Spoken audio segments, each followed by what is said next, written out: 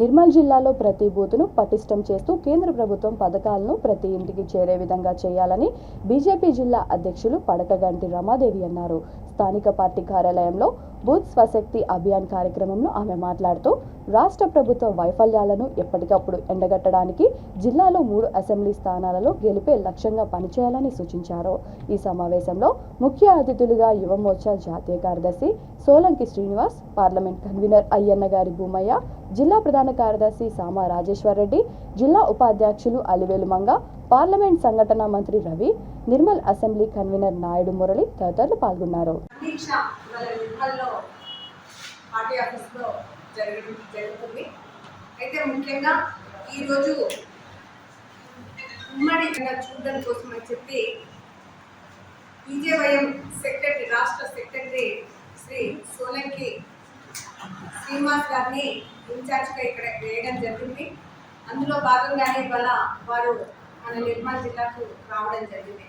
ముఖ్యంగా తెలంగాణ వ్యాప్తంగా జరుగుతున్నటువంటి ఈ అభియాన్ను ఇవాళ రాష్ట్ర పార్టీ చాలా ప్రతిష్టాత్మకంగా తీసుకోవడం జరిగింది.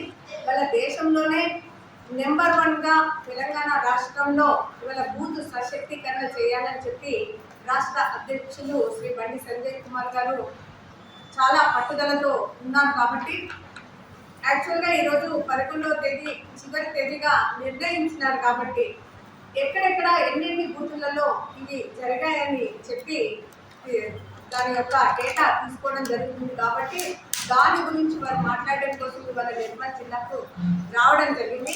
దీని గురించి ఒక 2 నిమిషాలు మాట్లాడవలసిందిగా శ్రీనివాస్ గారిని కోరుతున్నాను.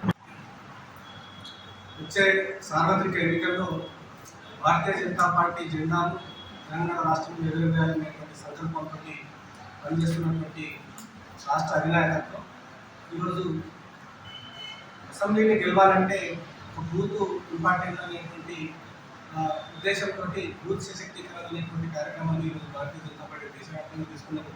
దాంట్లో భాగంగా మన జిల్లాకు కూడా ఈరోజు ఏ స్థాయిలో జరుగుతూ ఉన్నది అనేటువంటి అంశాలపై జిల్లా కార్యాలయంలో జిల్లా అధ్యక్షులు రమాదేవి గారి నాయకత్వంలో ఈరోజు బూత్ సమీక్ష సమావేశాన్ని తీసుకోవడం జరుగుతుంది.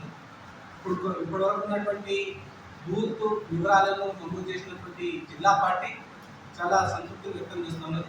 రాబోయే రోజుల్లో దీన్ని 100% చేసి ఈ జిల్లాలో ఉన్నటువంటి 3 అసెంబ్లీలను భారతీయ జనతా పార్టీ కైవసం చేసుకునే దిశగా మా ప్రయత్నాన్ని కొనసాగిస్తాం.